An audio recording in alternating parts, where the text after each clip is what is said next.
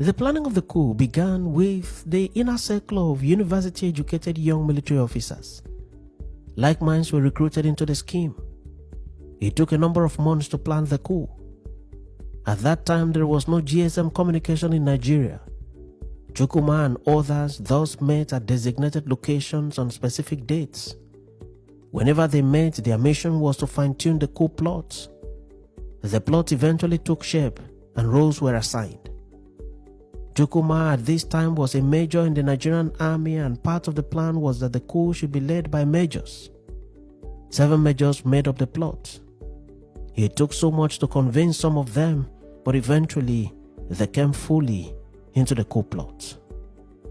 The 7 majors were Major Chukwuma Kaduna Nzeogu, Major Emmanuel Ifeajuna, Major Christian Anuforo, Major Humphrey Chukwuka, Major Timothy Onwatuegu, Major Donato Sokafo, and Major Adewale Ademoyega.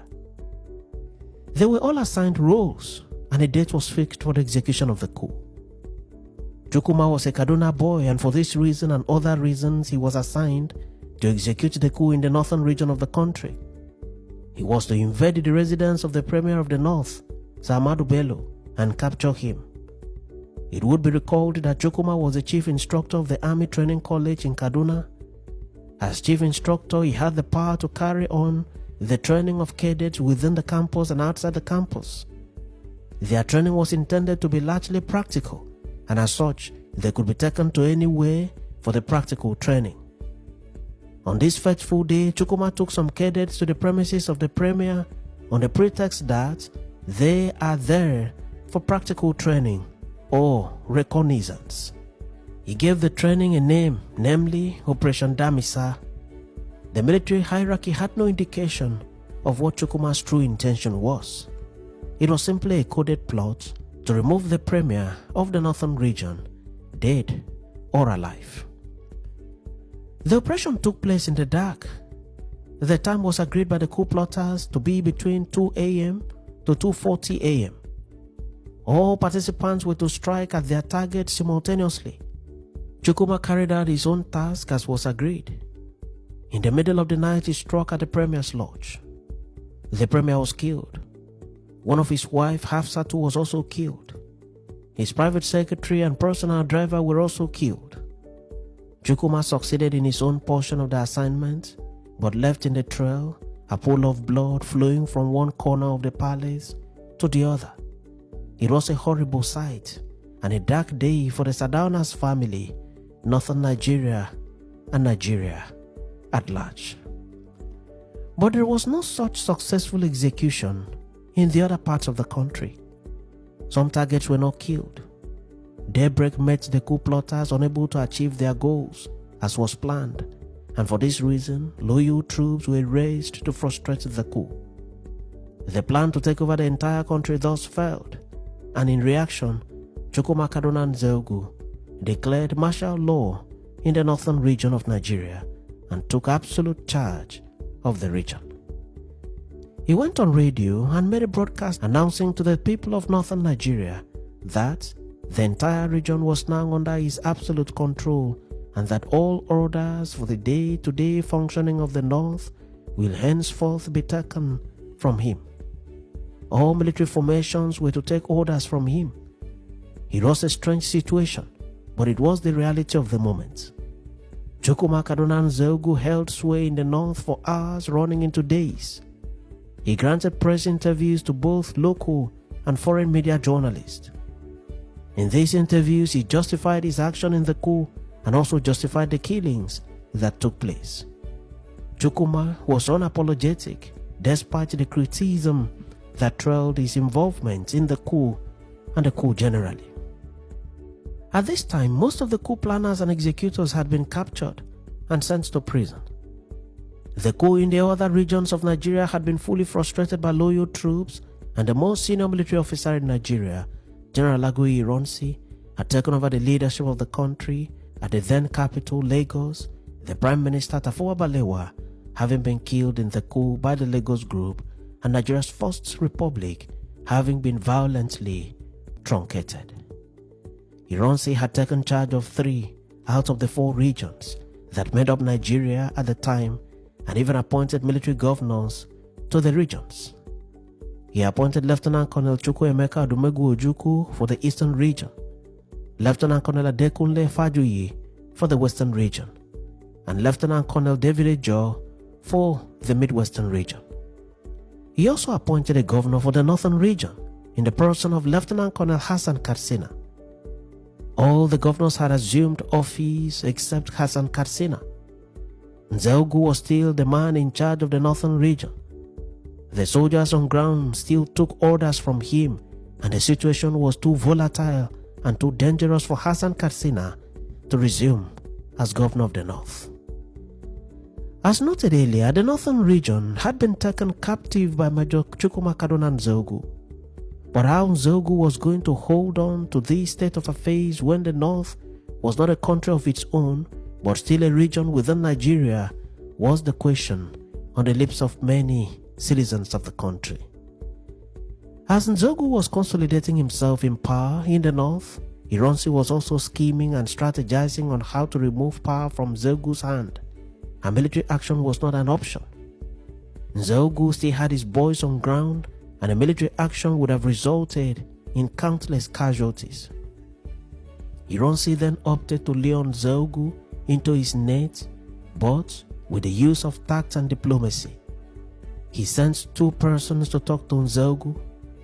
These 2 persons were Nzeogwu's friends, persons whom Nzeogwu would not point any gun at them in any circumstance. These 2 persons were Alexander Maduegbu and Nwawu, both of whom were senior ranking officers.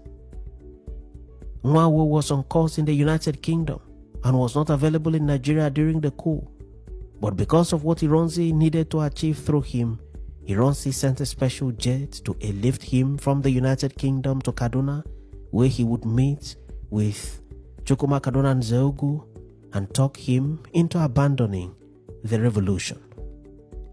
These 2 persons went to work. They told Nzeogwu that the coup had failed in all other parts of the country and that the best Nzeogwu could ask for was a peaceful surrender to the new government of Ironsi. That he would not be able to sustain his hold on the north. That he should consider moving to Lagos to join Ironsi in the new government. That Ironsi was ready to work with him. Nzeogwu was initially reluctant, but he was made to speak with Ironsi on phone. Landlines were working optimally then. Ironsi assured him of his safety and told him that he will be absorbed into his government. Nzeogwu made his own request as his condition for surrendering to Ironsi. He requested that all his colleagues that had been arrested should be released, that none of the participants in the coup should be subjected to trial in any court, that none of the politicians removed from office should be allowed to return. Ironsi accepted all the demands on phone and gave him the needed assurances.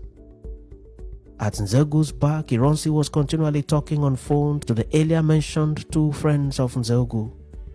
They kept mounting pressure on Nzeogwu to surrender. Eventually, Nzeogwu gave in and accepted the offer to surrender and move to Lagos. He invited Lieutenant Colonel Hassan Katsina for a handover. It was a public event covered by the press, local and foreign. At the ceremony, Nzeogwu inspected the guard of honor that was mounted in his honor and made a short speech, and after that he handed over the government of northern Nigeria to Hassan Katsina as the new military governor of the region. Hassan Katsina also made a short acceptance speech and thanked Nzeogwu for the handover. Nzeogwu then moved to the airport and checked into a waiting plane which was waiting to take him to Lagos. He was accompanied by his friend, the gentleman officer that came in from London by name Nwawu. Nzeogwu left the airport to Kaduna and flew to Lagos in the hope that all the promises made to him would be kept. He traveled in civilian clothing and had no guns with him. None of his boys went to Lagos with him. Nzeogwu did not know what was waiting for him in Lagos. As soon as he arrived at the Lagos International Airport, Nzeogwu saw to his chagrin that armored tanks had been mounted at the airport waiting for him and that the nozzles of the tanks were facing him directly.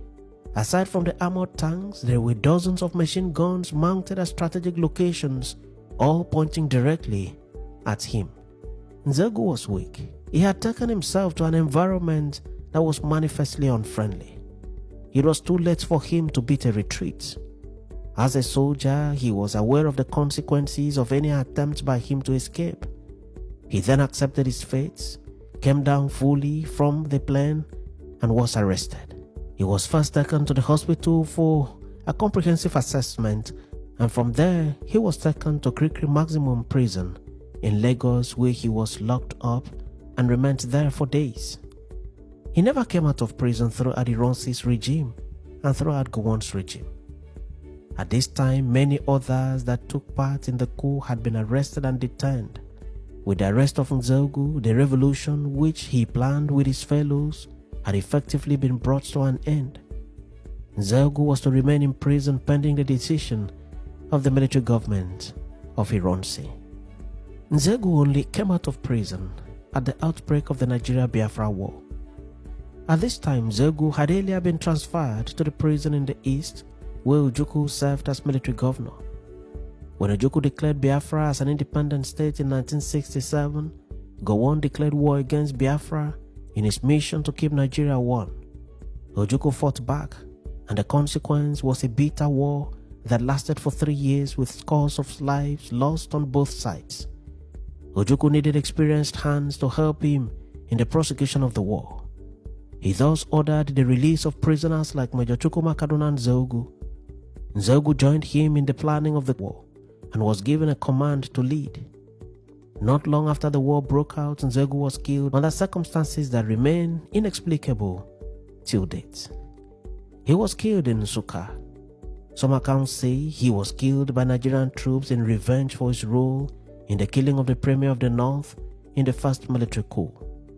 Other accounts say that he was mistakenly killed at night during a reconnaissance that was led by Nzegu himself.